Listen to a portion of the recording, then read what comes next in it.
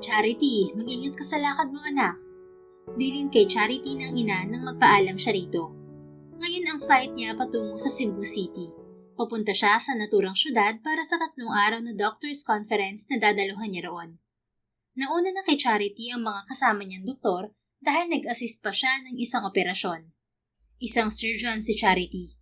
Kulang 1 taon na siyang resident surgeon sa St. Mary's Hospital, isa sa mga pinakamalaking ospital sa Pilipinas. Thanks ma, mag-iingat ka rin. Tatawag na lang po ako pagdating ko doon. Sagot ni Charity sa ina. Close siya sa mga magulang. Nag-iisang anak lang kasi siya ng mga ito. Pareho ring doktor ang mga magulang niya. Isang pediatrician ng kanyang ina at may sarili itong clinic sa subdivision nila. Isang cardiologist naman ang ama sa isang ospital sa Maynila. Kasalukuyan itong nasa ibang bansa para sa isang medical conference. Sana pag-uwi mo anak, may kasama ka nang ipapakilala sa amin ng papa mo. May panunuksong wika ng ina. Ma, doctor's conference ang pupuntahan ko dun sa Cebu. Hindi naman bakasyon. Aba, anong malay mo anak, dun sa conference mo na yun makilala ang lalaking para sa'yo. Sabi nga nila, wala namang pinipiling lugar at oras ang pag-ibig. Kahit saan pwede ka makatagpo ng pag-ibig. Kahit sa gitna pa ng gyera. Naiiling na napangiti na lang si Charity sa kanyang hopeless romantic na ina. Sa edad kasi na 20 ay wala pang lalaking pinapakilala si Charity sa mga magulang. Kaya naman tuwing nagkikita sila ng ina ay laging tungkol sa non-existent love life niya ang topic nito. Pagkatapos niya magpaalam rito ay sumakay siya sa SUV na minamaneho ng family driver nilang si Mang Lito. Ingat ka sa lakad mo ma'am, pasalubong ah, paborito ko pong otap. Pabirong wika ng may edad na driver. Salamat Mang Lito, huwag po kayong mag-alala, uuwian ko kayo ng maraming otap. Naku, salamat ma'am. Ano palang airline na sasakyan mo? Air Philippines po manong.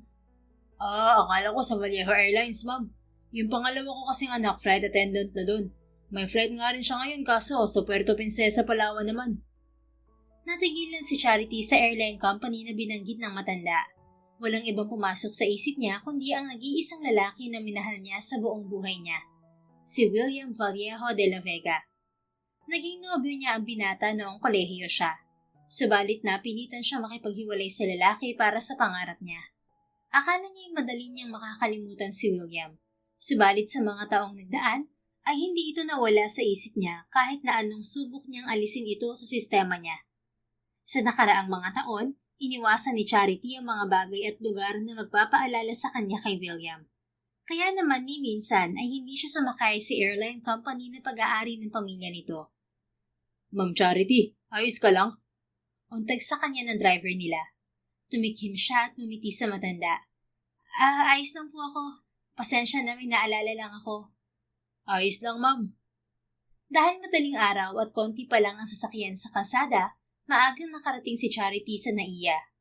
Habang naghihintay sa boarding ng flight niya ay nagpa siya munang magkape ang dalaga. Miss, anong order niyo?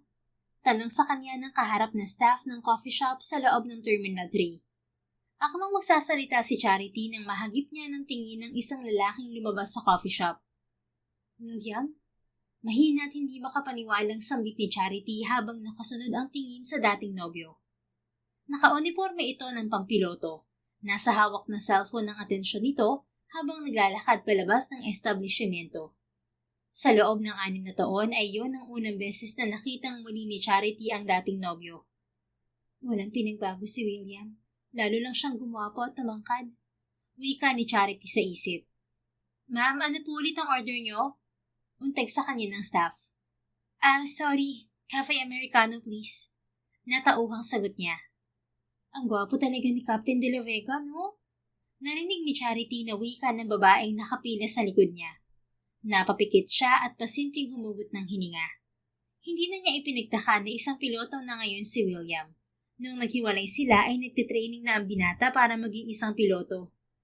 Single pa yang si Captain De La Vega, girl. Pati yung kakambal niyang si Westy. Wika pa ng isang babaeng nakapila sa likod ni Charity. Labis niyang pinagpasalamat na iminalik na ng staff ang credit card niya kaya nakaalis na siya sa pila. Nang makuha niya ang biniling kape, agad na lumabas si Charity ng coffee shop. Dire-diretso ang lakad niya patungo sa boarding gate ng flight niya. Calm down, Charity. Wala kang pakialam kung nandito rin sa airport si William. At lalong wala kang pakialam kung single pa rin siya hanggang ngayon. Bubulong-bulong na wika niya sa sarili. Naupo siya sa isang bakanting upuan sa boarding gate. Habang hinihintay niya ang boarding ng flight niya, ay pinilit niyang alisin sa isip ang dating nobyo. Samantala, pagpasok ni William Vallejo de la Vega sa Airbus A320, ay agad siyang binati ng mga crew staff na makakasama niya sa flight na yon.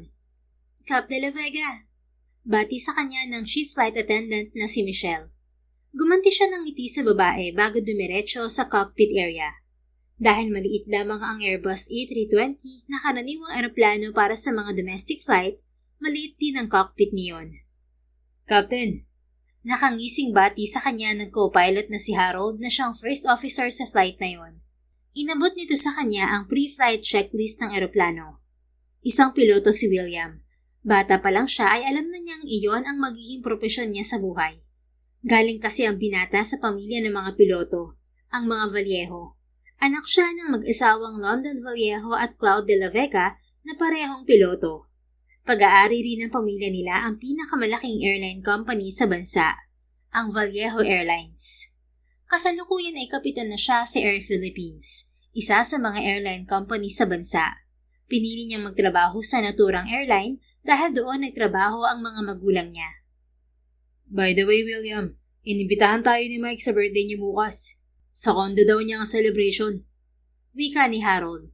Ang tinutukoy nito ay ang isa sa mga kasamahan nilang piloto.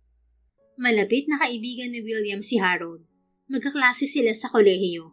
Nauna lang siyang na-promote sa kaibigan dahil nauna siyang nag-training dito para maging piloto. Nag-angat siya ng tingin kay Harold. Bas, may gagawin ako bukas. Pumalatak si Harold.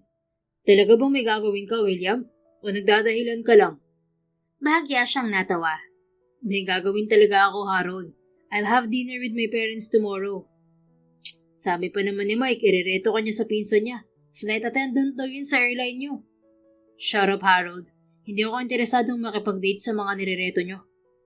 Umiling ang lalaki. Kailan ka ba naging interesado? Alam mo naman pala eh. Sagot niya kay Harold. Ewan ko sa'yo pare. Hindi ko maintindihan kung bakit hanggang ngayon loyal ka dyan sa babaeng nang iwan sa'yo. Hindi ako loyal kay Charity. Matagal na ako nakamove on sa kanya. Wala lang akong interes makipag-date. Trabaho lang ang importante sa akin ngayon. Nakasimangot na sagot ni William sa kaibigan. Ang tinutukoy ni Harold ay ang dating nobya ni William na si Charity. Nakilala at naging karelasyon niya ang babae noong kolehiyo siya. Dating babaero si William bago niya makilala si Charity. Nang dumating ang babae sa buhay niya, hindi lang nito kinuha ang puso niya. Binaligtad din ito ang mundo niya. Sa buong buhay niya, si Charity lang ang tanging babaeng minahal niya. Subalit iniwan siya nito. Pero kahit na nagkahiwalay sila ng dating nobya, hindi na siya bumalik pa sa dating gawi. So he could say that Charity Rose Sarmiento is his karma. Ilang taon mo nang sinasabi yan, William? Sige, kunwari maniniwala na lang ako sa'yo. Sagot ni Harold. Kinunutan ng noon ni William ang kaibigan. Hey, totoo yung sinabi ko. Matagal na akong nakamove on kay Charity pare. Oo na. Sagot nito at tinapik pa ang balikat niya. Sa halip na sumagot ay itinuon ni William ang atensyon sa hawak na pre-flight checklist. Ilang sandali pa ay pumasok na ang mga pasahero. 5 minuto bago ang flight ay lumabas ang binata ng cockpit para mag-CR. Dahil maliit ang eroplano, kita niya ang mga nasa unahang pasahero. Paglabas niya ng lavatory, natigilan siya nang makita ang isang pamilyar na babae sa unang hilera ng kanang bahagi ng passenger seat. That's Charity. Hindi makapaniwalang wika ni William sa sarili. Sa unang pagkakataon, pagkatapos ng 6 na taon, yun ang unang beses na nakita niyang muli ang dating nobya. Walang ipinagbago ang babae, lalo lamang itong gumanda sa nagdaang mga taon. Akala niya hindi siya mapapansin ng babae dahil abala ito sa pakikipag-usap sa ginang nakatabi nito. Subalit bigla ay nag-angat ng tingin si Charity sa direksyon niya at nagtama ang mga mata nila. Pansin ng binata kung paanong namilog ang mga mata ng dating nobya habang nakatingin sa kanya. Ramdam rin ni William kung paano nagwala ang puso niya. Sa kabila niyon, Isang ngiti ang nagawa niyang ibigay sa dating nobya bago siya naglakad pabalik sa cockpit. Get your shit together, William. Ano naman kung isa sa mga pasahero mo si Charity? Kastigo niya sa sarili. O pare, bakit namumula ka dyan? Puna ni Harold sa kanya. Lumunok siya at bumaling sa kaibigan. Nakita ko si Charity. She's here. Isa siya sa mga pasahero. Charity? As in, si Charity na ex-girlfriend mo? Nabiglang tanong ni Harold. Isa lang ang kilala kong Charity sa buong buhay ko, Harold. Natawa ang lalaki. Nililinaw ko lang naman pare. Pero totoo nga, nandito yung ex-girlfriend mo. Nandito si Charity. Si Charity Sarmiento. Stop saying her name repeatedly, Harold. Saway niya sa kaibigan. Ngumisi ito at nag-angat ng kilay. Oh, akala ko ba naka-move on ka na? Pare, hindi ganyan ang itsura ng lalaking naka-move on na sa ex-girlfriend niya. Sa halip na salungatin ng sinabi ng kaibigan, ay napakunot noo si William sa sarili. Samantala, sa kabila ng ilang minutong nagdaan, ramdam pa rin ni Charity ang malakas na kabog ng dibdib. Iha, okay ka lang? Tanong kay Charity ng ginang na katabi niya sa upuan. Lumunok si Charity at tumango sa babaeng tila kasing edad ng kanyang ina. Okay lang po ako. Tipid ang ngiting sagot ng dalaga kahit ang totoo ay hindi pa rin siya nakakabawi sa pagtatagpo ng mga mata nila ni William. Paano nandito si William sa flight ko? Paano siya ang piloto? He should be in Vallejo Airlines, not here. Wika ni Charity sa sarili. Sa isang iglap ay tila gusto niyang pagtawanan ng sarili. Ganoon na lamang ang pag-iwas niyang sumakay sa airline na pag-aari ng pamilya ni William. Subalit yun naman pala ay sa ibang airline nagtatrabaho ang lalaki. Hindi rin makapaniwala si Charity nang initian siya nito. Hindi yun ang inaasahan niyang magiging reaksyon ng lalaki kapag nagkita sila. Inaasahan niyang galit sa kanya ang dating nobyo. Siya kasi ang nakipaghiwalay at nang iwan kay William noon. Pinalabas pa niyang may iba siyang lalaking nagugustuhan upang pakawalan siya ng binata. Well, William is a playboy, Charity.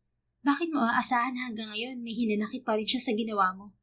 It's been 6 years. Siguradong baliwala na sa kanya kung anong namagitan sa inyo noon. Wika niya sa sarili. What's your name, Iha?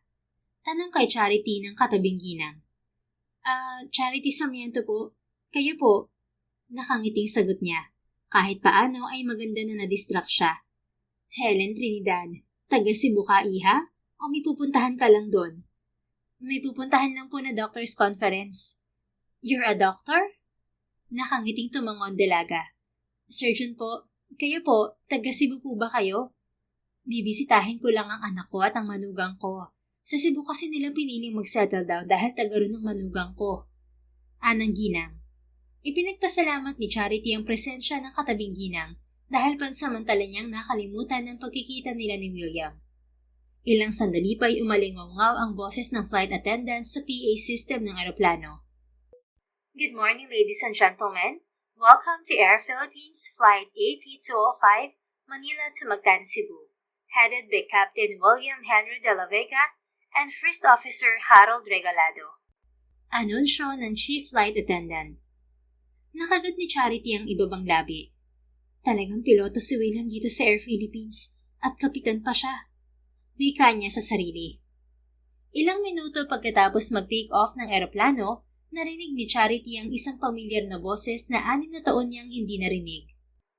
Good morning, ladies and gentlemen. This is your Captain William de la Vega speaking. We are currently cruising 33,000 feet. We are expected to land at 6:10 a.m. in the Mactan Cebu International Airport. I'll talk to you again before we reach our destination. Until then, please sit back and enjoy the rest of the flight. From the rest of the crew, thank you for choosing to fly with Air Philippines. Tila may pumiga sa puso ni Charity nang marinig ang boses na yon ng dating nobyo. Hindi niya maitanggi na pagkatapos ng 6 na taon ay nagagawa pa rin siyang maapektuhan ng binata, na hanggang ngayon ay pag-aari pa rin ito ang puso niya. Iha, gusto mo? Tanong sa kanya ng katabing ginang. May hawak itong isang bag na candy. Thank you po pero ayos lang po ako. Ngumiti ito. Ang ganda-ganda mo, Iha. Kung hindi mo sinabing doktor ka, mas mapagkakamalan kitang artista. Bahagya siyang natawa. Nagpatuloy siya sa pakikipagkwentuhan sa matanda nang bigla ay umuga ng malakas ang eroplano. Agad na nagkabit si Charity ng seatbelt. Ladies and gentlemen, this is your captain speaking. We're now passing through an area of heavy turbulence. Please ensure your seatbelts are securely fastened and stay in your seats until this sign is turned off. Thank you for your cooperation. Anunsyo ni William mula sa PA system ng eroplano. Iha, untay kay Charity ng ginang nakatabi. Mrs. Trinidad, ayos lang po kayo? Nag-aalalang tanong niya nang bumaling sa ginang. Namumula ito't namamawis ang noo. Nahihilo ako, Iha. Parang nahihirapan akong huminga. I think I'm having a panic attack. Nagkaganito na rin ako noong naaksidente ang anak ko. Nahihirapang wika ng matanda. Agad na in-inspeksyon ni Charity ang ginang. Pagkatapos ay kinuha ni Charity ang atensyon ng flight attendant. She's been experiencing a panic attack. Wika niya sa mga chief attendant na dumalo sa kanila. Are you a doctor, ma'am? Tanong ng chief flight attendant. Tumango si Charity. Pagkatapos niya masiguro na panic attack lamang ang nararamdaman ng ginang, ay inabala niya ang sarili sa pagpapakalma rito. Hindi pa ako handang mawala, Iha. Kailangan ko pang makita ang magiging apo ko. Nahihirapang wika ng matanda. Mrs. Trinidad, alam ko nakakatakot ang nararanasan natin ngayon, pero magtatapos din po ito. Nandito po ako, hindi ko kayo pababayaan. Makakaligtas po tayong lahat. You will be okay.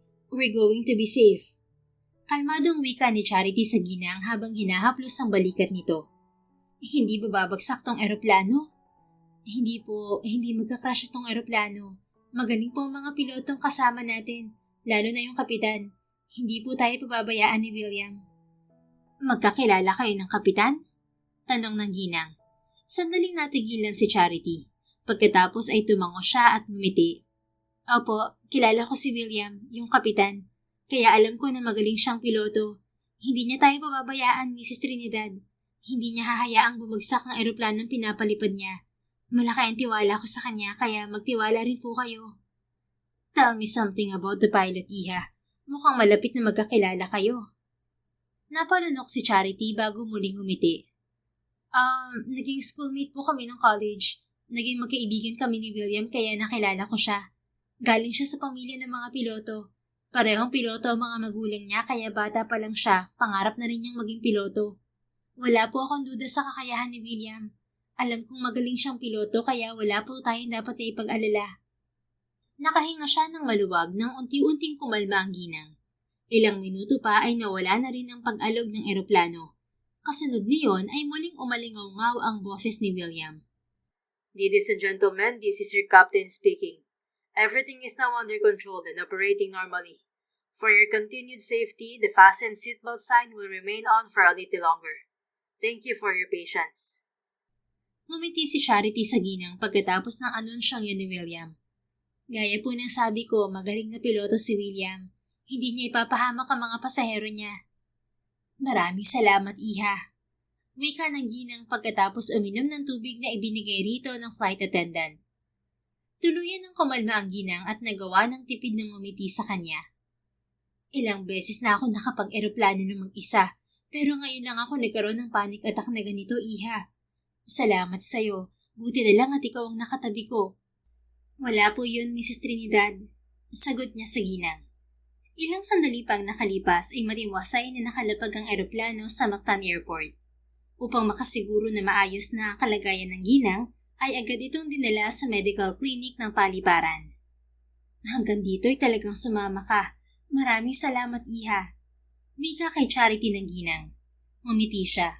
Walang anuman po, gusto ko ring makasiguro na safe po kayo. Sige na, Iha, baka kailangan mo nang umalis. Maayos naman ako. Dito ko nalang hihintayin ang anak ko. Anang ginang. Akmang magpapaalam na si Charity ng isang papalapit na yabag ang narinig niya. Nang lumingon siya ay nabigla siya nang si William ang bumungad sa kanya. Sa ikalawang pagkakataon sa araw na yon, muling nagtama ang mga mata nila ng dating nobyo.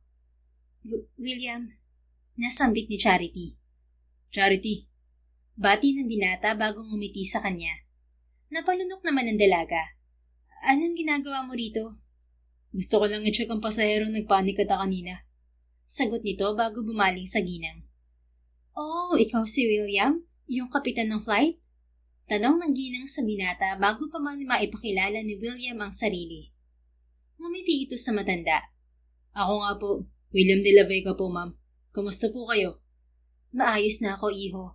Maraming salamat dito kay Doktora Charity at hindi ako pinabayaan kanina. Maswerte ako at siya ang nakatabi ko sa flight.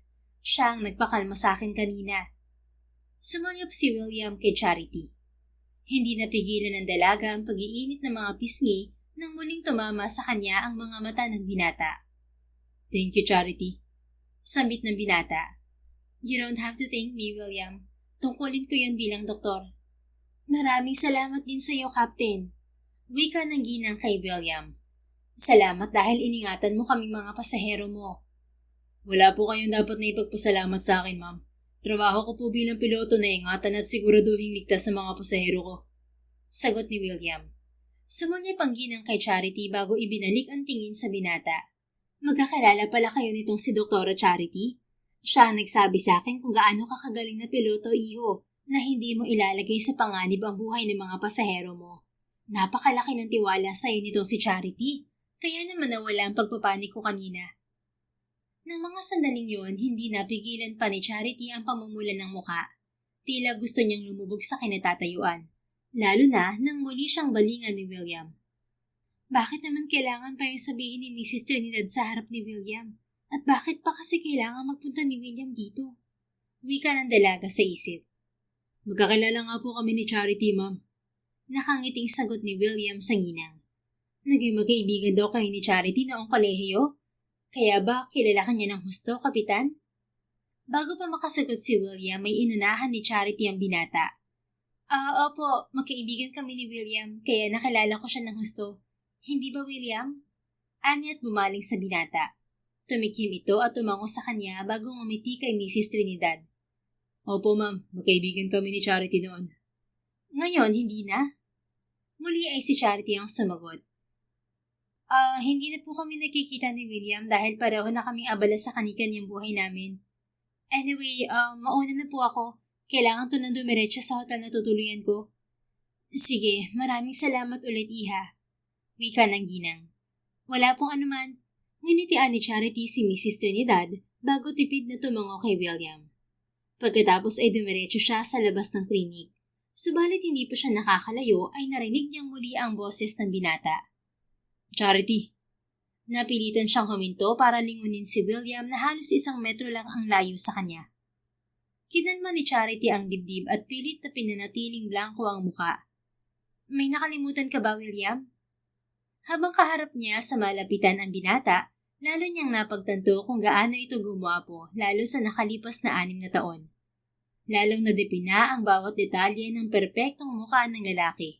Ang matangos na ilong, ang matalim na panga, ang itim na buhok, at ang malalim na mga mata na napapalibutan ng malantik na pilik. Gusto ko lang magpasalamat ulit sa iyo, Charity. Wika ni William. Ikinunot ng dalaga noo. Gaya ng sinabi ko, wala kang dapat na ipagpasalamat sa akin, William. It was my duty to help people in need. Bahagya itong umuso kasabay ng pag-angat ng isang kilay. Well, gusto ko rin magpasalamat sa mga sinabi mo kay Mrs. Trinidad. Sinabi niya na marami ka raw sinabi sa kanya na magagandang bagay tungkol sa akin. Muling nag-init ang mukha ni Charity. Kailangan kong sabihin yun para mapakalma ko siya, William. So, sinabi mo lang yun para pakalmahin ng pasahero? Ang totoo, hindi ka talaga naniniwala na magaling akong piloto? Bakit ba kailangan akong cornerin ng lalaking to? May inis na sambit ni Charity sa isip. Well, totoo yung sinabi ko, William. I know you're a good pilot. Alam ko na hindi mo pababayaan ng mga pasahero mo. That's the kind of man you are. Muling gumuhit ang ngiti sa mga labi ng lalaki. Thank you for saying that, Charity. Thank you for trusting me throughout the flight. It means a lot to me. Pinagmasdan ni Charity ang binata at sa pagkakataong yon, hindi na niya napigilang sabihin ang laman ng isip. Masaya ako malaman na piloto ka na, William. Masaya ako na natupad mo ang pangarap mo. Bahagyang pumungay ang mga mata ng kaharap. Masaya rin ako malaman na doktor ka na, Charity, na natupad mo ang pangarap mo. I'm happy for you. Salamat. And I'm happy to see you again, Charity. Masaya ako na nagkita tayo ngayon. Tila may pumiga sa puso ng dalaga. Sa kabila niyon ay hindi niya inalis ang tipid ng ngiti sa mga labi. Masaya rin ako na nakita tayo ngayon, William. If you don't mind me asking, anong gagawin mo dito sa Cebu, Charity? May dadaluhan akong conference. Akmang magsasalita si William nang tumunog ang cellphone nito. Pinanood niyang kunin nito ang cellphone para i-cancel ang tawag. Pagkatapos ay muli itong nag-angat ng tingin sa kanya. That was just my brother, Wesley. Napakurap si Charity dahil hindi niya inaasahang magpapaliwanag ang binata kahit hindi naman niya ito tinatanong. Sige William, mauna na ako sa'yo. Okay, sige. Mag-ingat ka, Charity. Ikaw din, William. Mag-ingat ka pabalik ng Maynila at sa mga susunod na flight mo. Thank you. Nakangiting sagot nito. Tumango ang dalaga at tumalikod. Subalit 2 hakbang pa lang ang nagagawa niya ay narinig niyang muli ang boses nito. Charity, wait. May nakalimutan ka ba, William? Tanong niya. Tumikim ang lalaki. Yeah. Gusto ko lang itanong kung ilang araw ka dito sa Cebu. 3 araw ang conference pero sa Sabado pa ang flight ko pabalik ng Maynila. Pwede ba kitang yayaing magkape pagbalik mo sa Maynila? Natigilan si Charity sa narinig. Napaawang ang mga labi niya. Ha? Gusto mo akong yayaing magkape? If that's okay with you. Sige. Ayos lang naman, William. Lumaki ang ngiti ng binata. Good. So, can I have your number? Anito at inabot sa kanya ang cellphone. Wala sa sariling itinapa ni Charity ang numero sa cellphone ni William bago yun ibalik sa binata. Sige. Mauna na ako, William. Thanks, Charity. I'll see you in Manila. Mumuso siya at tipid ng umiti bago ipagpatuloy ang paglalakad palabas ng paliparan. What the hell was that? Bakit niyaya niya ako magkape? Hindi makapaniwala ang tanong ni Charity sa sarili habang nasa taxi siya papunta sa hotel. Hindi yun ang inaasahan niyang maging reaksyon ni William sa pagkikita nila. Subalit sa kabila ng pagtataka at nagwawalang dibdib, isang ngiti ang hindi napigilang sumilay sa mga labi ng dalaga. Charity, salubong sa kanya ng kaibigan doktor na si Melanie pagdating niya sa hotel na tutuluyan. Naabutan niya ang babae at ilan pang katrabaho nilang doktor sa lobby. Kumusta ang flight mo? Sa mga kasamahang resident doctor sa St. Mary's ay ang babae ang pinakamalapit kay Charity. Kahit na ilang buwan pa lamang silang magkakilala ni Melanie ay palagay na ang loob niya sa babae. Maayos naman ang flight ko. May pasahero lang na nagka-panic attack kaya siniguro kong ayos ang lagay niya bago ako umalis ng airport. Halika na. Mag-almusal na tayo bago dumiretso sa conference. Ikaw na lang ang hinihintay namin. Ani Melanie.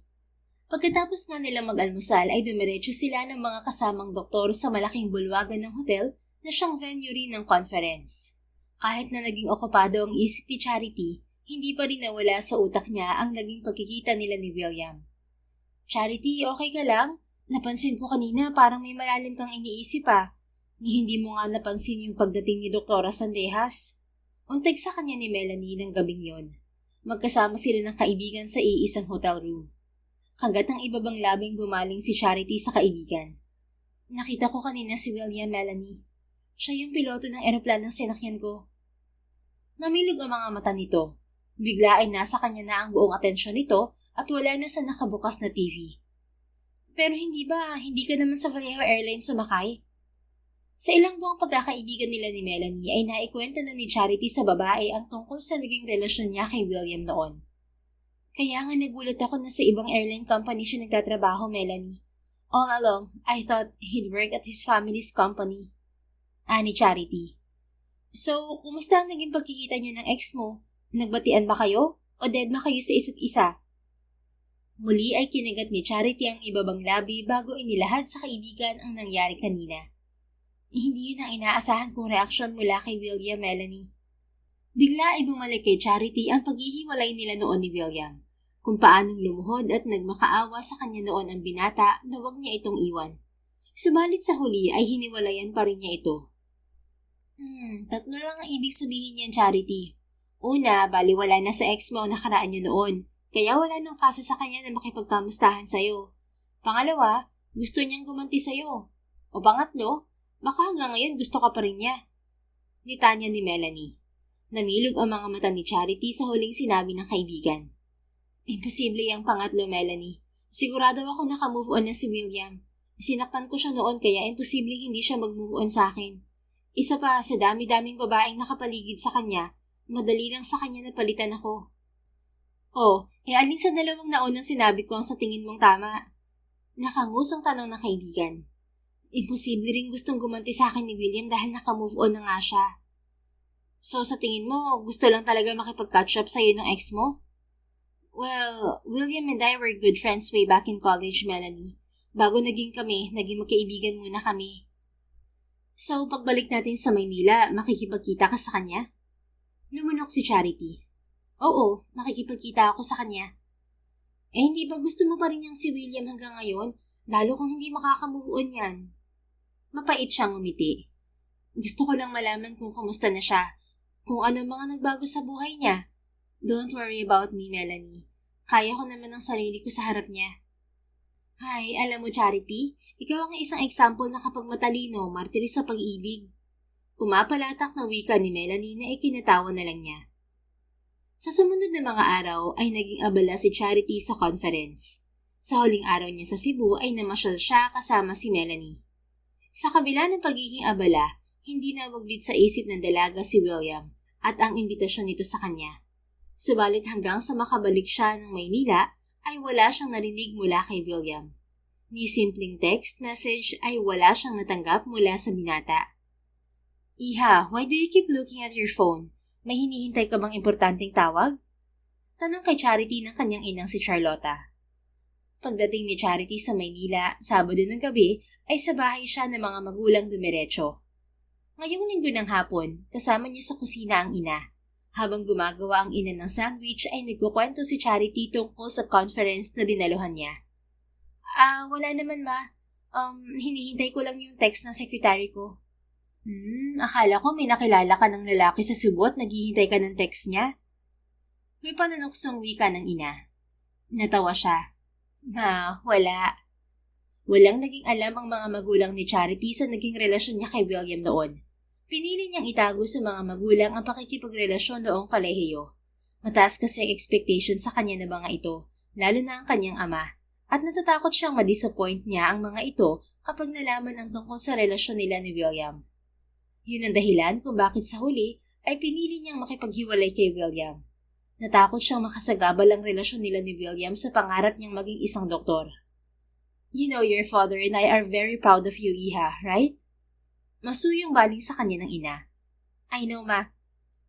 Alam kong bata ka pa lang, na-pressure ka na namin ng papa mo dahil gusto namin maging doktor ka rin tulad namin. Masuyo siyang umiling sa ina.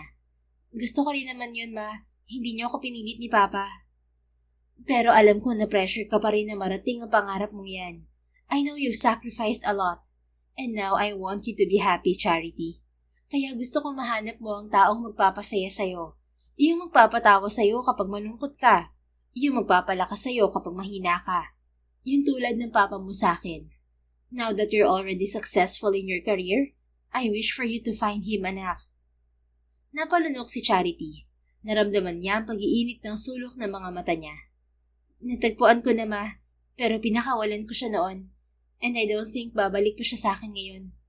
Wika niya bago pa niya napigilan ng sarili. Nalaglag ang panga ng ina. Iniwan nito ang ginagawa at lumapit sa kanya. What do you mean, Iha?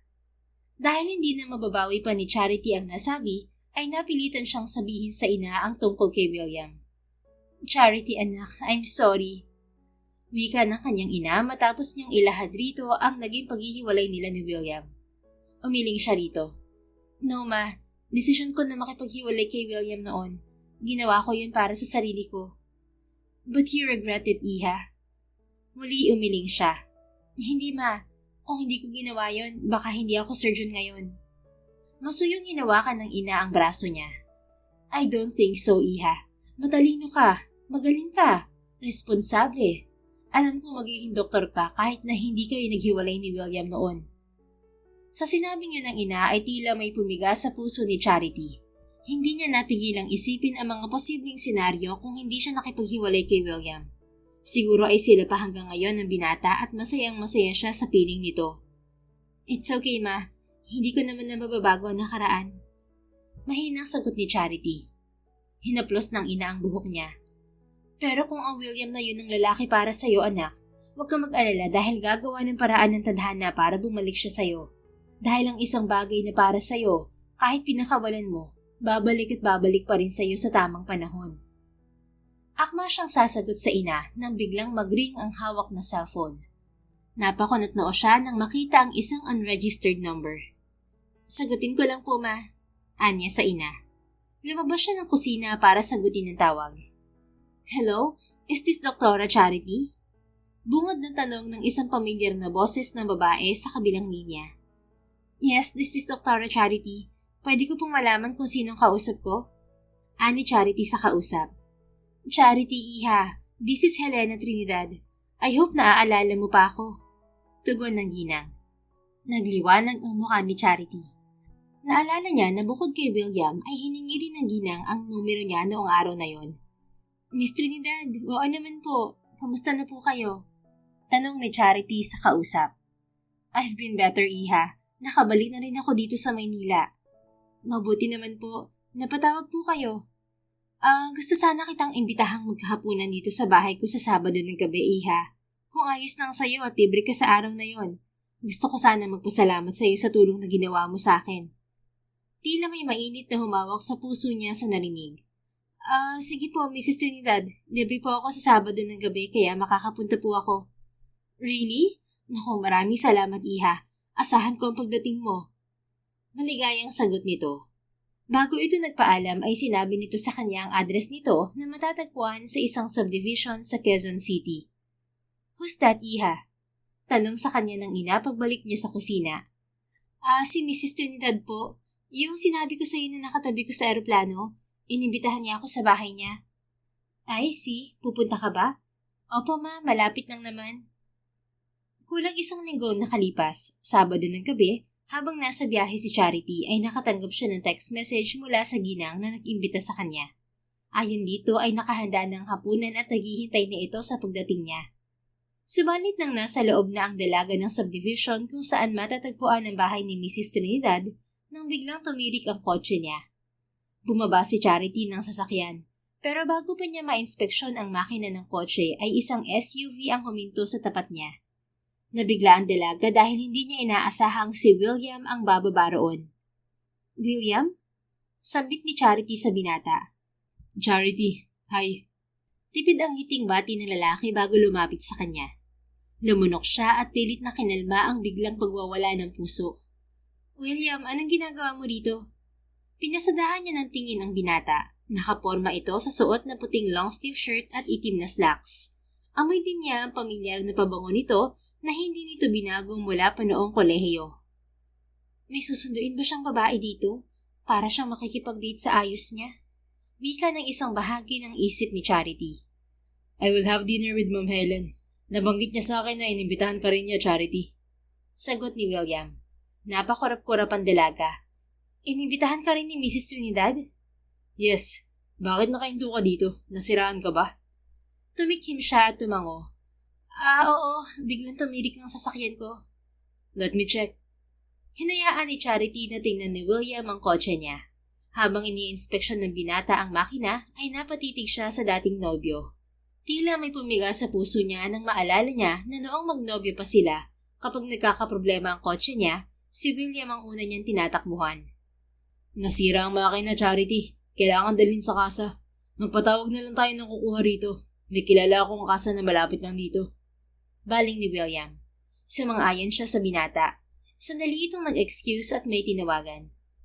That was Ate Charlie, yung may-ari ng kasa. May pupunta na tauhan niya para kunin tong sasakyan mo. 15 minutes, nandito na yon. Ani William nang muling humarap sa kanya. Salamat, William. Yung Ate Charlie mo, pinsan mo? Tanong niya. Isa lang kasi ang babaeng kapatid ni William, ang Ate Mary Elizabeth nito. Hindi, asawa ng pinsan kong si Kuya Teddy si Ate Charlie. Sagot nito. Tumango siya at ibinalik ang tingin sa sasakyan niya. Bigla ay nailang siya na magkasama sila ni William sa tahimik na parteng yon ng kalsada. By the way, Charity, about our coffee date. Mahinang sambit ng lalaki sa tabi niya. Napalunok ang dalaga bago tumingin kay William. Okay lang kung nagbagong isip mo, William. Napaawang ang mga labi nito. Hey, hindi nagbagong isip ko, Charity. pero hindi mo ako kinontak sa nagdaang linggo. Sagot niya sa isip. Sa nagdaang 6 na araw ay wala siyang natanggap na kahit ano mula kay William. Hanggang sa inisip na lamang niya na nakalimutan na nito ang alok sa kanya. Hindi nagbagong isip ko, Charity. Hindi lang kita nagawang kontakin dahil nawala ang cellphone ko. Ha? Nawala ang cellphone mo? Nakanguso itong tumango. Yeah, I lost it the night after I got your number. Hindi ko pa naisave ang contact number mo sa iCloud account ko, kaya hindi kita nagawang kontakin. Nagkataon naman na si Ma'am Helen ay nakita ulit ako sa NAIA pagbalik niya ng Maynila, kaya nakuha niya ang new number ko. Oh, tanging nasamit ng dalaga. Subalit sa loob niya ay nagsisimula na namang magwala ang puso niya. Hindi siya makapaniwalang mali ang nasa isip niya. Hindi nakalimutan ni William ang usapan nila. Tumikhim si William at ngumiti. So, hindi pa ba nagbabagong isip mo, Charity? Pwede pa rin ba kitang yayaing magkape? Ngumuso siya at tumango. Okay, kailan? Bukas ng hapon, pwede ka? Sige, pwede ako bukas. Lumaki ang ngiti ng binata. Thank you, Charity. Salamat din. Gumanti rin siya ng tipid ng ngiti sa binata. Akmang magsasalita ito nang dumating ang kukuha ng sasakyan niya. Pagkatapos kunin ang kotse ni Charity ay napilitan siyang sumakay sa SUV ni William. Halos 2 minuto lang naman ay narating na nila ang bahay ni Mrs. Trinidad. Oh, Dr. Charity, Captain William, hindi ko inaasahan na magkasama pala kayong darating. Malaki ang ngiting salubong sa kanila ng ginang. Nasiraan po kasi ang kotse ko, kaya isinabay na ako ni William. At saka Charity na lang po, Mrs. Trinidad. Ani Charity. Kung ganun, ay Tita Helen na lamang itawag niyo sa akin. Sagot ng kaharap. Pasensya na rin po kung medyo natraso kami. Hinintay pa po namin na makuha ang kotse ni Charity. Wika naman ni William. Nako, walang problema. Ako ang dapat na magpasalamat sa pagpapaunlak niyo sa akin. Halina kayo sa komedor 2. Dinala sila ng ginang sa malawak na komedor kung saan nakahain ang maraming pagkaing ipinahanda nito. Ayon sa ginang, wala na ang asawa nito. Ngayong sa Cebu piniling tumira ng anak nito ay mga kasambahay at pamangkin lang nito ang kasama nito sa bahay. Tita Helen, ang dami niyo naman pong hinandang pagkain. Komento ni Charity. It's okay, Iha. I really love to cook. Please sit down, you two. Bago pa makapaghila ng upuan ang dalaga ay inunahan na siya ni William. Salamat. Baling ni Charity sa binata. You're welcome, Charity. Nakangiting sagot nito. Alam nyo, bagay kayong dalawa. Bigla ay wika ng ginang. Ngiting-ngiti ito habang nakatingin sa kanila ni William. Nasamid si Charity sa sariling laway sa narinig. Charity, okay ka lang? Tanong ng matanda. Opo, ayos lang po. Mabilis na sagot niya. Namumulang tumango pa siya. Nang ibaling niya ang tingin kay William ay tila may naaaliw ng ngiti sa mga labi nito na nagpainit sa pisngi niya. Pasensya na, Charity. Napansin ko lang na talagang bagay kayo ni William. May boyfriend ka na siguro kaya hindi ka komportable. Anang ginang. Wala po. Wala po akong boyfriend. Si William naman ang binalingan ng matanda. Ikaw, William, may girlfriend ka na, iho? Wala rin po. Ha? Kung ganun, wala pala talaga siyang girlfriend. Wika ni Charity sa isip. Oh, pareho pala kayong single eh. Komento ng ginang. Muli ay bumaling ang ngiti sa mga labi nito. Tila may sasabihin ito, subalit sa huli ay tumango na lamang ito at ngumuso. Anyway, let's eat. Akmang kukuha si Charity ng pagkain nang iabot na sa kanya ni William ang bandihado ng pasta. Here, paborito mo pa rin naman siguro to, hindi ba? Nakangiting tanong ng binata. Tila may kung anong kumistot sa puso ni Charity na naalala pa nito ang mga paborito niya. Shut up, Charity. Gentleman lang talaga yung si William at may matalas na memory. Wika sa kanya ng isang bahagi ng isip. Salamat, William. Tipid ng ngiting sagot niya. You're welcome, Charity. Bago pa magwala ang dibdib niya ay nag-iwas na siya ng tingin at itinuon ng atensyon sa pagkain. Sa gitna ng pagkain nila ay nagkwento ang ginang sa buhay nito. Nagtanong rin ito tungkol sa kani-kanyang pamilya nila ni William. Bakit hindi niyo ginagalaw tong buttered shrimp? Hindi kayo mahilig sa hipon? Tanong ng ginang sa kanilang dalawa ni William. Sa lahat ng putahing naroon ay yun lamang ang hindi nila ginalaw ng binata. Allergic po si Charity sa seafood, tita. Sagot ni William bago pa makasagot ang dalaga. Oh, I'm sorry, Charity. Hindi ko alam. Hanging paumanhin ng ginang. Okay lang po, Tita Helen. Ngiti niya sa matanda. Ikaw, William? Tanong ng ginang sa lalaki.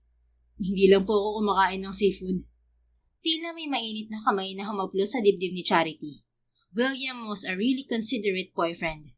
Noong malaman ng binata na allergic siya sa seafood ay iniwasan na rin ito ang pagkain yun. Hanggang ngayon hindi ka pa rin kumakain? Hindi napigilang baling ni Charity sa binata. Nakasanayan ko na, Charity. Nakanguso siyang tumango bago ipinagpatuloy ang pagkain. 2 oras ang nakalipas ay nagpaalam na sila ni William sa ginang. Maraming salamat po sa masarap na dinner, Tita Helen. Pasasalamat ni Charity sa matanda. Ako ang dapat magpasalamat sa inyong dalawa. Sana kapag inimbitahan ko ulit kayo ay paunlakan niyo ulit ako. Sagot ng ginang. Makakaasa po kayo, tita. Wika ni William. Pagkatapos nilang magpaalam sa matanda ay sabay nilang tinungo ang SUV ni William. Saan pala kita ihahatid, Charity? Tanong ng binata. Sa kondo ko na lang sa Makati. Hindi ka na nakatira sa mga magulang mo? Bumukod na ako sa kanila. Kumuha ako ng condo unit malapit sa ospital kung saan ako nagre-residency. Pero umuwi pa rin naman ako sa amin paminsan-minsan. Tumango si William. Tipid nang umiti si Charity at bumaling sa kalsada. Napatingin siya sa nadaanan nilang parke sa subdivision. May mga cart at kiosk doon na nagtitinda ng kung ano-anong pagkain at anik-anik. Bahagyang namilog ang mga mata niya nang makitang mayroong nagtitinda ng cotton candy. Charity, mahilig ka sa cotton candy, hindi ba? Gusto mo huminto muna tayo? Tanong ni William. Hindi niya napansing nakatingin din pala ito sa hinahayon ng mga mata niya. Pwede ba? Wala ka nang pupuntahan pa, William? Tanong niya pabalik. Nakangiti itong umiling. Wala akong ibang pupuntahan, Charity. Okay, sagot niya. Hindi napigilan ang ngiti sa mga labi. Inihinto nga ni William ang sasakyan sa gilid ng kalsada. Pagkatapos ay sabay nilang tinungo ang park. Dahil maraming tao sa food park, pagkatapos nilang bumili ng cotton candy ay bumalik sila sa sasakyan para doon kainin yon. Ngayon na lang ulit ako nakakain nito, Charity. Wika ni William. Ako rin. Sagot ng dalaga. Ang binata pa ang huling kasama niya noong huling kumain siya ng cotton candy. Really? Pero paborito mo to, hindi ba? Oo, pero hindi kasi ako nagkaroon ng pagkakataon na kumain ulit ng cotton candy nitong mga nakaraang taon. Ang totoo, sa nakaraang mga taon ay iniwasan niyang kumain yon dahil alam niyang maaalala lang niya si William. How are your parents, Charity? Sa halip ay tanong nito. Okay naman sila. Yung mga magulang mo, kumusta? Kahit na hindi nila nakilala ang kani-kanyang pamilya, madalas nilang ikwento noon sa isa't isa ang tungkol sa pamilya nila. Mom and Dad are fine. Ay yung mga kapatid mo, yung ate Elizabeth mo at kakambal mong si Wesley. May asawa na si ate. Si Wesley naman, hanggang ngayon babaero pa rin. Natawang nag-angat siya ng kilay kay William. Kung makapagsalita ka naman, William, parang hindi ka rin naging babaero dati mas malala ka pa nga sa kakambal mo nung makilala kita. Natawa rin ito. Pero maaga ako nag-retire, Charity. Nung makilala kita, natapos agad ang pambababae ko. Kahit nung nagkahiwalay tayo, hindi ako bumalik sa dating gawi ko. Natigilan siya sa sinabi nito, pagkatapos ay napalunok. Charity, may asukal sa baba mo. Mahinang wika ni William. Kasunod niyon ay naramdaman niya ang masuyong haplos ng daliri nito sa parteng yun ng mukha niya. Nagwala ng husto ang puso ni Charity. Tila may kuryenteng gumapang sa katawan niya sa simpleng pagdampi ng daliri nito sa balat niya. Thank you, William. You're welcome, Charity. Napalunok siya at sinalubong ang mga mata ng binata. William, may naging girlfriend ka naman nung naghiwalay tayo, hindi ba? Muntik nang malaglag ang panga ni Charity nang umiling to. Ha? Wala kang naging girlfriend? Wala, Charity. Muli siyang napalunok at napatitig sa binata. Seryoso ang mukha at walang bahid ng pagbibiro sa gwapong mukha nito. Trauma ba si William sa ginawa ko? Imposibleng wala siyang naging girlfriend sa loob ng 6 na taon. Hindi makapaniwalang wika ni Charity sa isip. How about you? May naging boyfriend ka ba, Charity? Muli siyang napalunok bago umiling. Wala. Anong nangyari sa lalaki na gustuhan mo noon?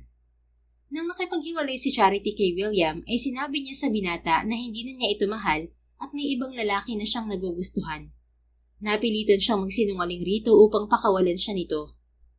Kasabay ng pag-iinit ng sulok ng mga mata ay umiling siya sa lalaki. I'm sorry, William. Kumunot ang noo ng dating nobyo. Why are you suddenly apologizing, Charity? Mapait siyang ngumiti. Bago pa niya mapigilan ang sarili, ay nailabas na niya ang laman ng dibdib. Dahil nagsinungaling ako nung nakipaghiwalay ako sa iyo noon. Hindi totoong may ibang lalaki ako nagustuhan. Hindi totoong niloko kita. Wala akong ibang minahal noon kundi ikaw, William. I know, Charity. Sagot ni William na nagpatigil sa kanya. Alam mo, hindi ako naniwala na niloko mo ko, na nagkagusto ka sa iba nang tayo pa. Kahit na 1 taon lang tayong nagkarelasyon, kilala ko ang buong pagkatao mo. I know you wouldn't do that to me. Kung ganun, bakit ka pumayag na makipaghiwalay sa akin, William? Masuyo itong umiti. Dahil alam kong yun ang gusto mong mangyari. Dahil nakikita ko nahihirapan ka. Kaya kahit ayokong pakawalan ka, pumayag ako sa gusto mo. Mahal kita kaya pinalaya kita. Tila may pumiga sa puso ni Charity. Agad niyang pinalis ang luhang pumatak mula sa isang mata.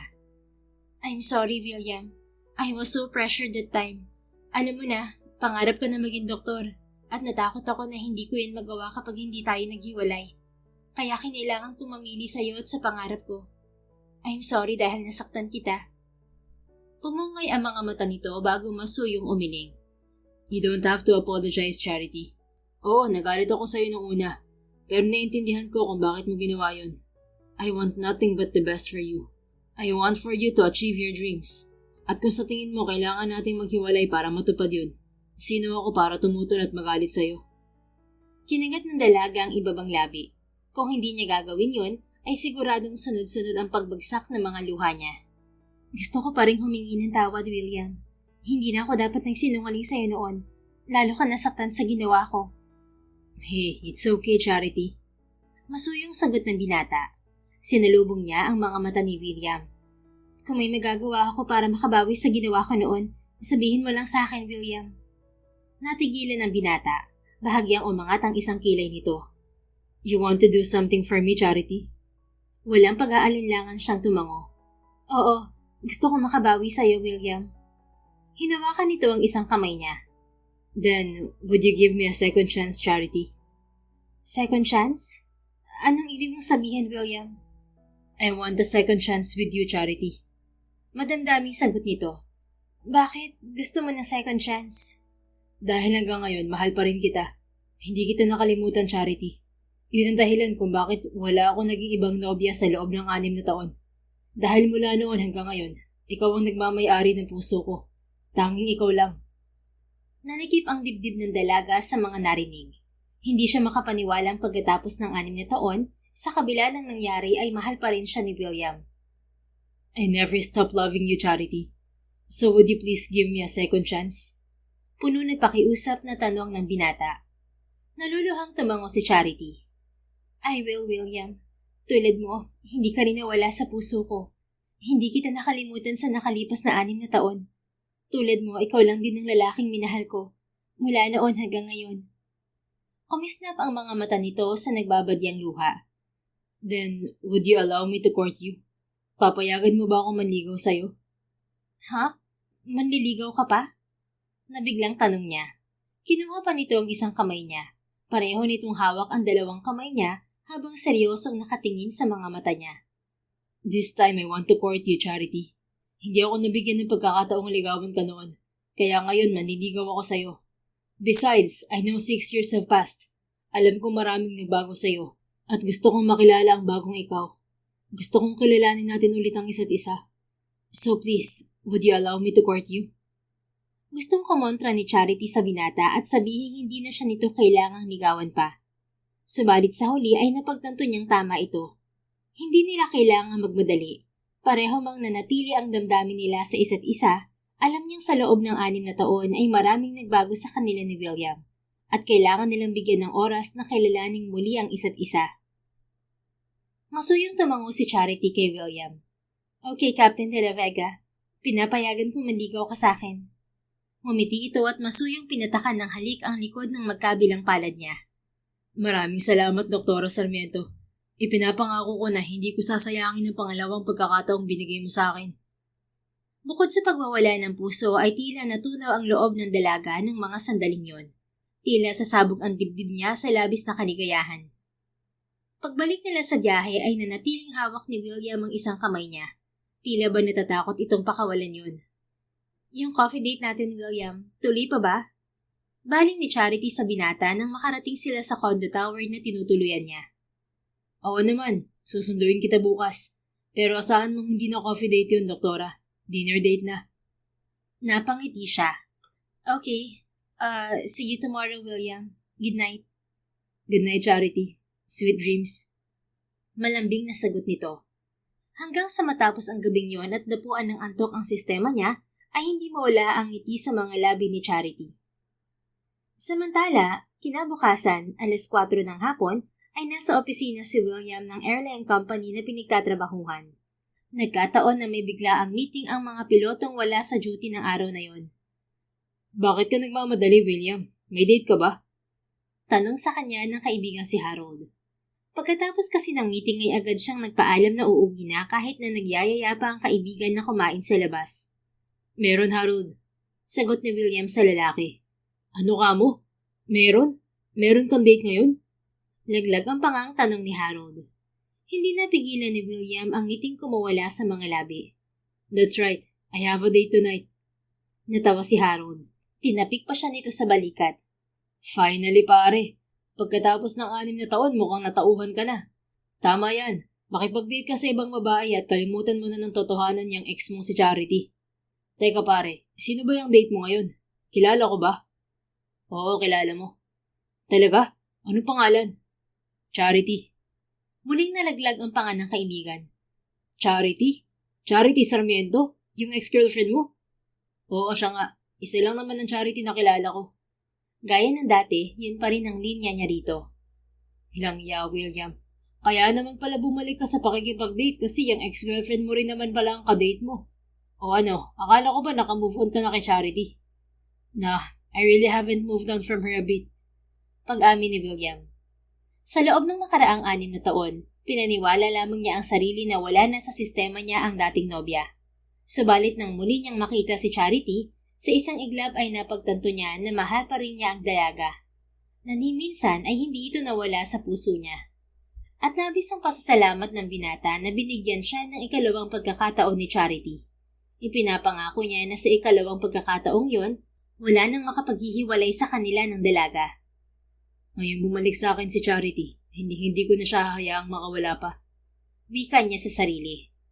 Okay, sige na pare, umalis ka na at baka malate ka pa. Welcome back sa Loverboy era mo. Nakangising wika ni Harold. Natawa na lang si William bago muling nagpaalam at tumiretso sa kanyang sasakyan. Habang nasa daan ay huminto siya sa isang flower shop para bumili ng bulaklak.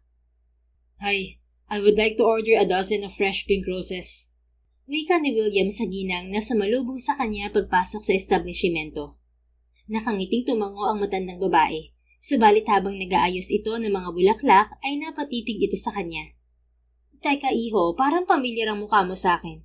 Ikaw yata yung lalaking madalas na bumili ng pink roses sa akin noon. Wika ng matanda. Ngumiti si William. Naaalala niyo pa po pala ako? Opo, ako nga yun. Nang nobya pa niya si Charity ay madalas niyang bigyan ng paborito nitong pink roses ang dalaga. At dito rin siya sa flower shop na ito bumibili ng bulaklak. Aba, ikaw nga yan, iho. Lalo ka pang gumapo ngayon Pero ang tagal mo ring hindi nakabalik dito. Ilang taon din yon.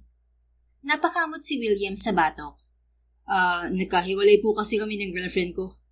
Oh, I'm sorry, iho. Ayos lang po. Ito bang bulaklak na to ay para sa bagong nobya mo?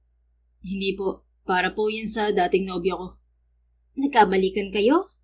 Dililigawan ko pa po ulit. Nakangiting sagot ng binata. Napangiti rin ang matanda. Nako, galingan mo sa panliligaw, iho. Maraming salamat po. Sagot ni William. Dala ang bouquet ng bulaklak ay bumalik siya sa sasakyan.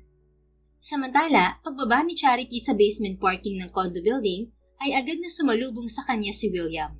Nakasandal ito sa hood ng sasakyan nito habang hawak ang bouquet ng paborito niyang bulaklak. Nagwala ang puso ni Charity nang magtama ang mga mata nila ng binata. Lalo na nang ngumiti ito at kumaway sa kanya. Hi, Dr. Charity. Matamis ang ngiting bati ni William bago inabot sa kanya ang pumpon ng bulaklak. William, thank you. You're welcome. Ready to go? Anito at inilahad ang kamay sa kanya. Masuyo siyang umiti bago tinanggap ang kamay nito. So, saan mo ako dadalhin, Captain De La Vega? Tanong ni Charity sa binata pagpasok nila sa sasakyan nito. Sa lugar na siguradong magugustuhan mo. Napangiti siya. Hanggang ngayon ay hindi pa rin siya makapaniwala na mahal pa rin siya ni William at nililigawan siya nito. Pakiramdam ng dalaga ay nananaginip lang siya. Kalahating oras ang nakalipas ay nakarating sila sa isang pamilyar na restaurant sa syudad. Pamilyar yun kay Charity dahil yun ang restaurant na madalas nilang puntahan ni William noon. Namiss ko tong restaurant na to. Hindi napigil ang sambit ni Charity pagpasok nila ng binata sa restaurant. Me too, Charity. Ngayon na lang ulit ako nakapunta dito. Sagot ni William. Ipinaghila siya nito ng upuan. Really? Hindi ka nagpunta dito sa loob ng 6 na taon? Pag-angat niya ng tingin sa binata pagkatapos kunin ng waiter ang order nila. Masuyong umiling si William. Hindi na ako nagpunta ulit dito pagkatapos nating magkahiwalay. This is our place, Charity. Ayoko magpunta dito nang hindi ka kasama. Napalunok siya at tumango. Ako rin, William. May mga lugar na iniwasan kong puntahan dahil ayaw kitang maalala. Kahit yung airline company nyo, iniwasan ko dahil natatakot akong makita kita ron. Ibig sabihin, hindi ko sumakay sa airline namin sa loob ng 6 na taon? Nakanguso siyang umiling. Iniiwasan nga kita kasi, yun naman pala sa ibang airline ka nagtrabaho. Bahagyang natawa si William. Sa Vallejo Airlines ko talaga balak pumasok nun. Pero nagbagong isip ko. Nandun na kasi si Wesley kaya sa Air Philippines na lang ako nag-apply. Piloto rin yung kambal mo? He's a pilot engineer. Sagot nito bago inabot ang isang kamay niya na nasa ibabaw ng mesa. Buti na lang sa ibang airline ako nagtrabaho kaya nakita tayo. Nag-init ang mukha niya. Tila matutunaw siya sa mga titig ni William. Kung hindi pa dumating ang waiter na nagdala ng order nila, ay hindi pa aalisin ng binata ang mga mata sa kanya. Pagkatapos nilang kumain ay tumayo si William at naglahad ng kamay sa kanya. Aalis na tayo, pero hindi pa bayad ang bill, William. Ani Charity sa binata. Natawa ito bago masuyong umiling. No, Charity. I want us to dance. Will you dance with me? Nakangiti niyang tinanggap ang kamay ng binata. Hawak ang kamay niya ay tinungo nila ang dance floor ng restaurant. What? Nakangusong tanong ni Charity kay William habang mabagal silang nagsasayaw sa saliw ng tumutugtog na piano. Nakatitig kasi sa kanya ang binata. Gusto lang kitang titigan, Charity. Ang ganda-ganda mo kasi. Masuyong sagot nito. Sos, mula noon hanggang ngayon, hindi kumukupas ang pambobola mo, no? It's true, Charity. Kailan ba kita binola? Talaga namang maganda ka. Maganda ka noon. Lalo pong maganda ngayon. Masuyong sagot nito na nagpapula sa mukha niya. Fine. Salamat. Ikaw din lalo kang gumwapo. Umangat ang sulok ng mga labi nito. Talaga? Gaano ka gwapo? Inangat niya ang baba at sinalubong ang mga mata nito. Basta, mas lalo kang gumwapo. Bagay sa yung uniforme mo sa trabaho. Mamuso si William. Huwag mo akong purihin ng ganyan. Baka hindi ako makapagpigil, mahalikan kita. Nangingiting nag-angat siya ng kilay. Oh, akala ko ba naniligaw ka pa lang? Kaya nga, kailangan kong magpigil. Baka kapag hinalikan kita bigla, mabasted pa ako. Natawa si Charity. Ngumisi naman si William bago siya inikot sa gitna ng dance floor. Kung hindi pa nangalay ang paa niya, ay hindi pa siya nito ibabalik sa mesa nila. I'm very, very happy tonight, Charity. Wika ni William nang ihatid siya nito sa harap ng condo building. Sa halip na sa entrance ng tower ay idiniretso nito ang sasakyan sa basement parking. Inalis ni Charity ang seatbelt at humarap sa binata. Masaya rin ako, William. Pumungay ang mga mata ng binata. Ngayon na lang ulit ako naging ganito kasaya. I missed you, Charity. Sobrang namiss kita. Namiss din kita, William. Sobra. Hinawakan nito ang isang kamay niya. Nabanggit mo kanina na 2 oras ka lang sa ospital kapag Miyerkules. Oo, bakit? Pwede ba kitang yayain ulit ng date sa Miyerkules? Wala ka bang trabaho noon, William? Meron, pero makakauwi ako agad. Pwede kitang sunduin sa ospital. Hindi ka ba pagod pagkatapos ng flight mo? Hindi. Actually, ikaw ang pahinga ko, Charity. Kung pwede lang na araw-araw, oras-oras kitang makita, gagawin ko. Masuyong sagot nito. Nagwala ang mga paru-paro sa tiyan ni Charity. Okay, sunduin mo ako sa ospital sa Miyerkules. Malawak ang ngiting tumango ito. I'll see you your day. Good night, Charity. Good night, William. Ngumiti ito at bahagyang pumungay ang mga mata. Alam ko naliligaw pa lang ako ngayon. But am I allowed to kiss you, Charity? Nagiinit ang mukhang tumango siya sa binata. Okay, William. Kumislap ang mga mata ng binata. Halos manikip ang dibdib ni Charity sa antisipasyon habang bumababa ang mukha ni William sa kanya. Tila may kuryenteng gumapang sa katawan niya nang lumapat ang labi nito sa pisngi niya. I love you, Charity. Sambit ng binata nang lumayo sa kanya at muling salubungin ang mga mata niya. I love you too, William. Pero bakit hindi sa lips? Umangat ang sulok ng mga labi nito. Naniligaw pa lang po ako, Doktora. Remember? Baka masampal mo ko kapag sa lips kita hinalikan agad. Namumula ang mukhang inirapan niya si William. Natawa naman ito bago kinuha ang kamay niya at hinalikan. I'll take note of that, Charity. Next time, pwedeng sa lips. Hindi na, sa pisngi lang. Hey, wala nang bawian. Sinabi mo na. Fine, sige na nga. Umuwi ka na at tagagabihin ka pa. Yes, Doktora. Nakangiting sagot ni William. Kinabukasan, nagmemerienda si Charity kasama ang kaibigang si Melanie sa cafeteria ng ospital nang lapitan siya ng security guard dala ang isang pumpo ng bulaklak. Doktora Sarmiento, may nagpapadala po sa inyo. Wika ng guard. Kahit na hindi nito sabihin ay alam na ni Charity kung kanino galing ang pink roses na inabot nito. Maraming salamat po, Manong. Wika niya sa gwardya. Charity, ano yan? May maniligaw ka? Sino? Sunod-sunod na tanong sa kanya ni Melanie. Si William. Anya, nakangiting ibinaba niya ang mga mata sa hawak na bulaklak. Si William? As in, yung ex mo? Naniligaw sa'yo? Nanlalaki ang mga matang gagad ni Melanie. Oo, wika ni Charity bago inilahad sa kaibigan ang napag-usapan nila ni William. See? Malakas ang hinala ko na hanggang ngayon gusto ko pa rin yung ex mo. Nakangisi at kinikilig na wika ng kaibigan. Ngumiti na lang si Charity. Pagdating niya sa opisina ay agad niyang tinawagan si William. Hi, Doktora. Wika ng baritonong boses nito mula sa kabilang linya. Hi, Captain. Nakangiting bati niya pabalik. Agad na nagwala ang puso niya nang marinig ang boses nito. Natanggap mo na ba ang bulaklak na pinadala ko? Masuyong tanong nito. Oo. Bakit nagpadala ka agad ng bulaklak? Hindi pa nga nalalanta yung bigay mo kahapon. Kasi po, naniligaw ako, Doktora. Gusto kong araw-araw na ipaalala sa'yo na lagi kang nasa isip at puso ko. Napahagikik si Charity. Ang corny mo, Captain. Natawa ito. Walang corny pagdating sa taong nagmamahal. Sige na, Doktora. Ayoko na makaistorbo sa'yo. Mag-focus ka sa trabaho mo. Tumango siya kahit hindi nakikita ng kausap. Ikaw rin, mag-ingat ka sa flight mo mamaya. Nabanggit ni William kahapon na may flight ito pa Davao ngayong araw. Thank you, Charity. Hindi mapuknat ang ngiti sa mukha ng dalaga nang ibaba ang tawag. Buong maghapon ay inspirado siya sa trabaho. Kinabukasan at sa mga sumunod na araw ay muling nagpadala ng bulaklak si William sa kanya. Ilang beses din itong tumawag sa kanya. Araw ng Miyerkules, tulad ng pinag-usapan nila, ay sinundo siya ng binata sa ospital. Pagbaba ni Charity sa lobby ng ospital ay naroon ang binata. Muli ay may bitbit itong isang pumpon ng bulaklak. Para sa pinakamagandang doktora na nakilala ko sa buong buhay ko. Ani William bago inabot sa kanya ang bouquet ng pink roses. Napangiti siya. Alam mo, William, malamang tuwang-tuwa sa'yo yung flower shop na binibilhan mo ng bulaklak. Araw-araw ba naman eh? Natawa si William.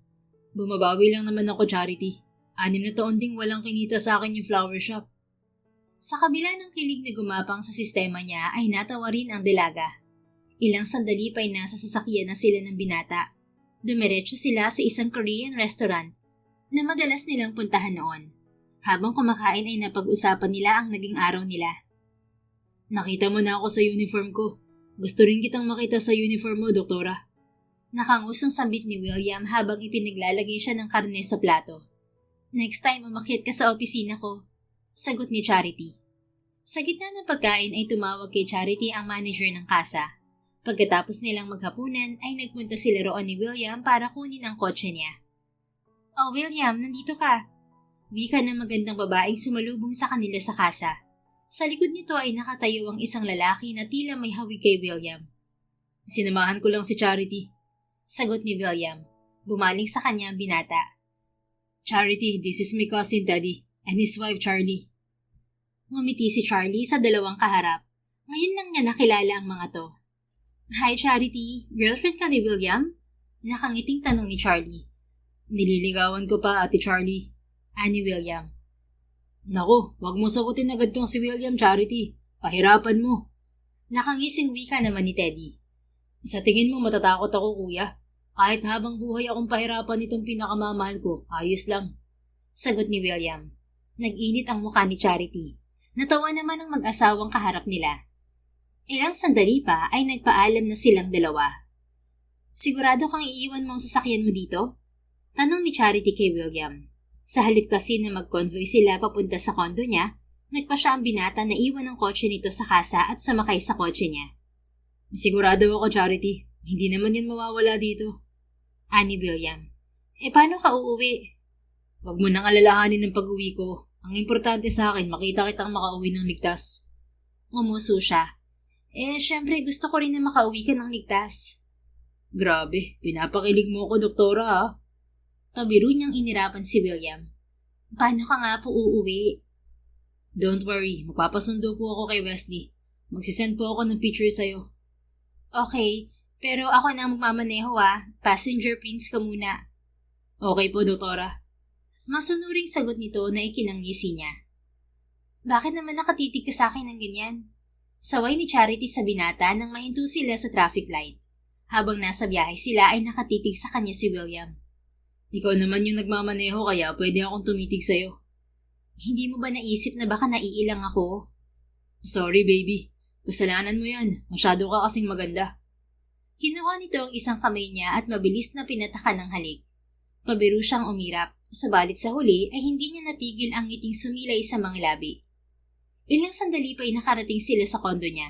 Sa pagkakataong yon, hinayaan niyang ihatid siya ng binata hanggang sa tapat ng unit niya. I'll see you tomorrow, Charity. Susunduin kita sa ospital. Paalam ni William. Sa halip na magpaalam sa binata, hinawakan ni Charity ang kamay ng lalaki. Ihinto mo na yung panliligaw mo, William. Natigilan to. Kinakabahang lumunok ang binata. Busted na ba ako, Charity? Ha? Paano ka mababasted? Alam mo nang mahal kita. So, I'm your boyfriend now? Mabagal na tanong nito. Ano pa nga ba? Lumawak ang ngiti ng binata. Pwedeng i-extend ko muna ang panliligaw ko. Nag-e-enjoy pa ako sa panunuyo ko sa'yo, doktora. Kung magbago kaya ang isip ko at hindi kita sagutin, ha? Ito na nga, boyfriend mo na ako. Mabilis na sagot nito na ikinatawa niya. Subalit nawala ang ngisi niya nang hawakan nito ang mukha niya. So, dahil boyfriend mo na ako, pwede na kitang halikan kahit saan ko gusto? Kailangan pa bang itanong yan? Siyempre, oo. Hindi na niya natapos ang sasabihin dahil sinakop na nito ang mga labi niya. Tila natunaw si Charity sa halik na iginawad ni William. I love you, Charity Rose. Masuyong sambit ng binata nang maghiwalay ang mga labi nila. I love you too, William Henry. Buong pusong sagot ng dalaga. Muli ay sinakop nito ang mga labi niya. Ilang halik ang pinagsaluhan nila bago ito nagpaalam sa kanya. See you tomorrow, baby. Malambing na wika ni William. Samantala, pagbaba ni William sa lobby ng condo unit ni Charity, ay agad niyang tinawagan ng kakambal na si Wesley upang magpasundo. Fraternal twin ni William si Wesley, isang engineer ang kakambal sa Vallejo Airlines, ang kumpanyang pag-aari ng pamilya nila. Pambihira, istorbo ka sa pahinga ko, William. Reklamo ni Wesley pagpasok ni William sa kotse ng kakambal. Pahinga o pambababae? Shut up. Nasaan ba kasi ang kotse mo? Nakasimangot na wika nito. Nasa kasa ni Ate Charlie. Inilabas ni William ang cellphone at binuksan ang camera application niyon. Pagkatapos ay itinapat niya yon sa kanila ni Wesley. What the hell, William? Ano yung ginagawa mo? Nagtatakang tanong ng kapatid. Ngumisi lang siya. Kumukuha lang ako ng picture na isisend sa girlfriend ko. Tila may mainit na humawak sa puso ni William nang sabihin niya ang salitang girlfriend. Hanggang ngayon ay hindi pa rin siya makapaniwala na nobya na niyang muli si Charity. What? Girlfriend? May girlfriend ka? Kailan ka pa nakamove on kay Charity? Hindi makapaniwalang baling sa kanya ni Wesley. Sa pamilya nila ay tanging ang kambal na si Wesley lamang ang nakakaalam ng tungkol sa naging relasyon niya kay Charity. Ito rin ang dumamay sa kanya noong mga panahong naglalasing siya dahil sa paghihiwalay nila ni Charity. Yung girlfriend ko, si Charity pa rin. Nagkabalikan na kami. Napasinghap si Wesley pagkatapos ay pumalatak ito at natawa. Of course, nakita lang kitang ganyan na parang aso ang ngiti dahil kay Charity eh. Hintayin mo ma-inlove ka ni Wesley. Baka hindi lang iting aso ang gawin mo. Sagot niya sa kambal na tinawanan lang siya. Samantala, sa mga sumunod na araw ay walang pagsidlan ang sayang nararamdaman ni Charity. Totoo nga ang kasabihang love is lovelier the second time around. Dahil sa pagkakataong yun ay mas damang-dama niya ang pagmamahal ni William sa kanya. Sabado ng araw na yon, magkasamang tinungo ni Charity at William ang mansyon ng mga magulang ng dalaga. Ngayon niya balak ipakilala si William sa mga magulang niya. Gwapo na ba ako, baby?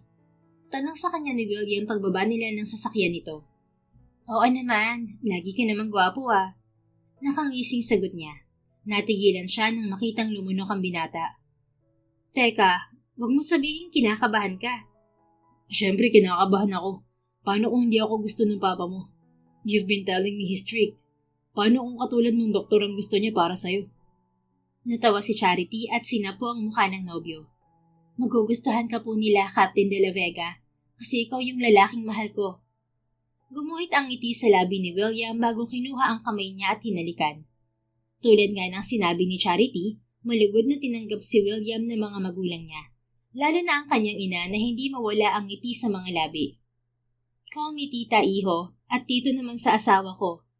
Wika ng kanyang ina sa binata sa gitna ng pagkain. Magkatabi sina Charity at William sa mahabang mesa sa hardin ng bahay nila. Kaharap nila ang kanyang mga magulang. Thank you po, tita.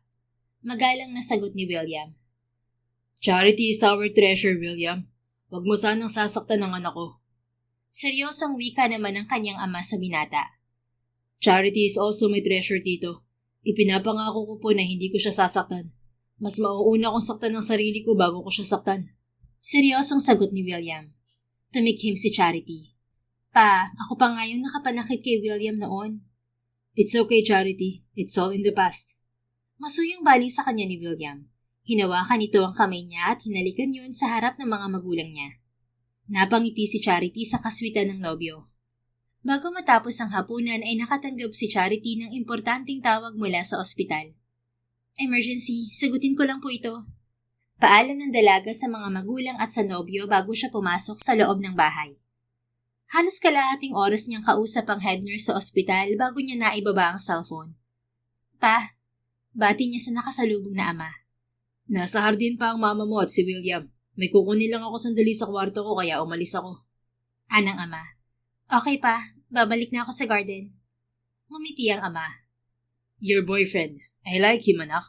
Hindi dahil piloto siya o nanggaling siya sa marangyang pamilya. Gusto ko siya dahil nakita ko kung gaano kanya kamahal. Nag-init ang sulok ng mga mata ni Charity. Thank you, Papa. No, thank you, Charity, for being the best daughter to us. Patawarin mo kami ng mama mo kung may pagkakataong nahirapan ka dahil kami ang naging mga magulang mo. But I want to say that I'm very proud of you, Iha. At kahit hindi ka maging doktor, hindi magbabago ang pagmamahal ko sa'yo.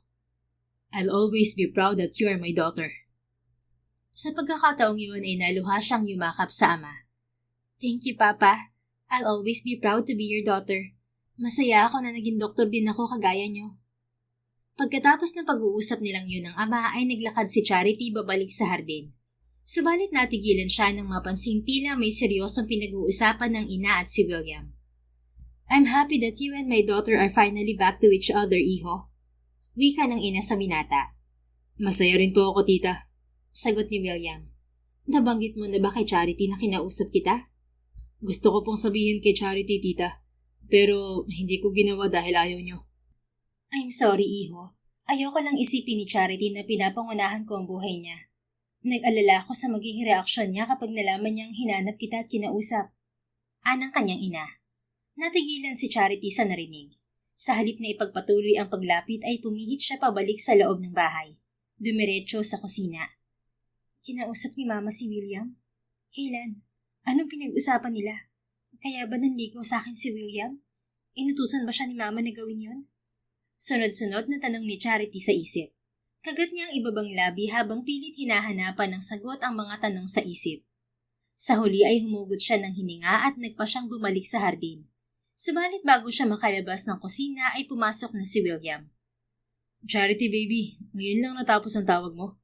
Masuyong tanong ng nobyo. Lumunok siya. Kani-kanina pa.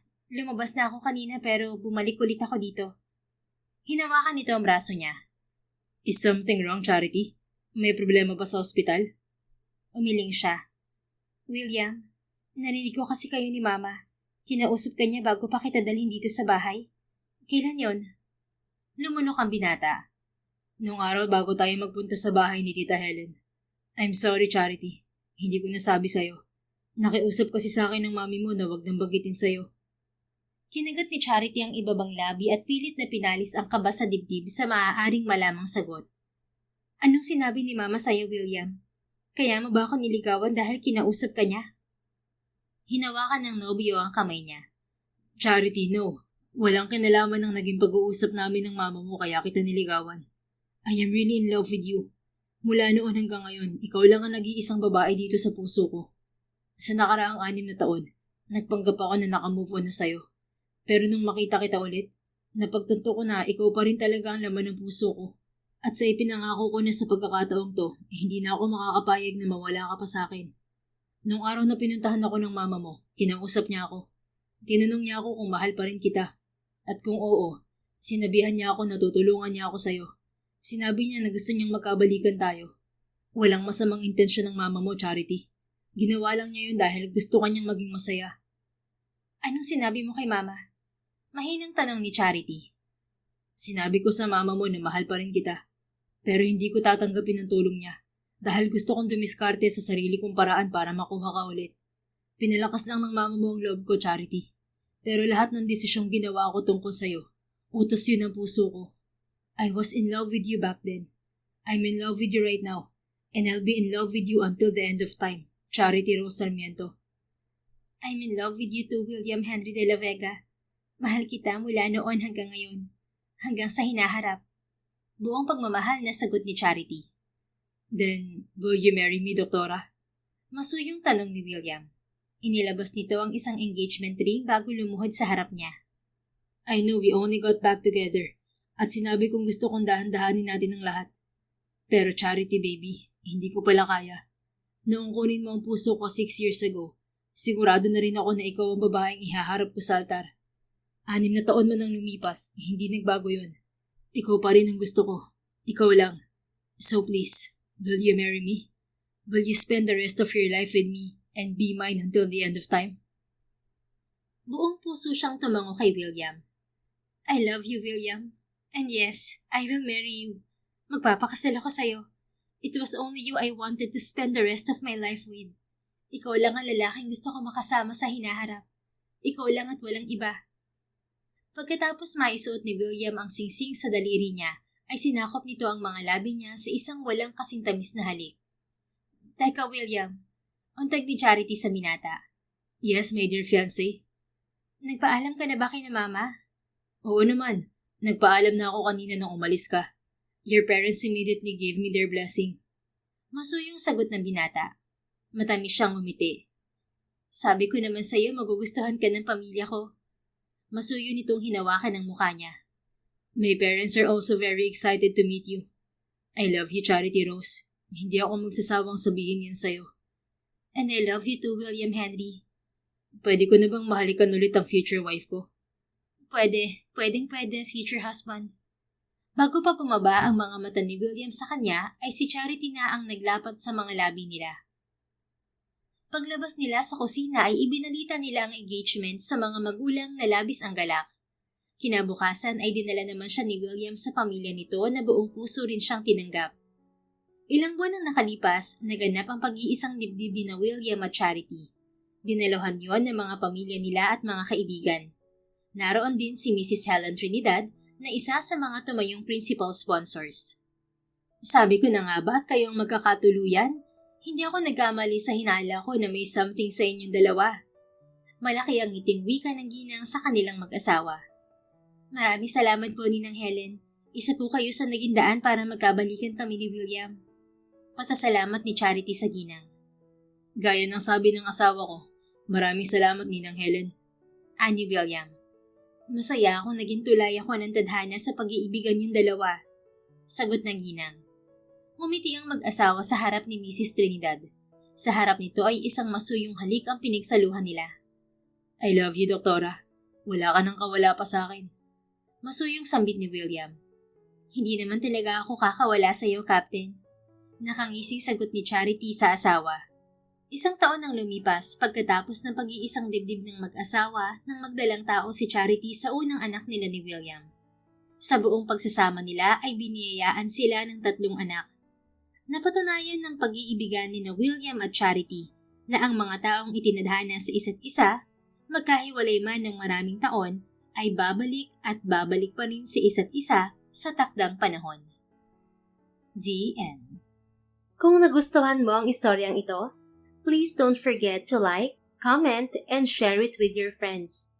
Your support really makes a difference. Thank you and see you sa ating next story. Keep safe and be blessed.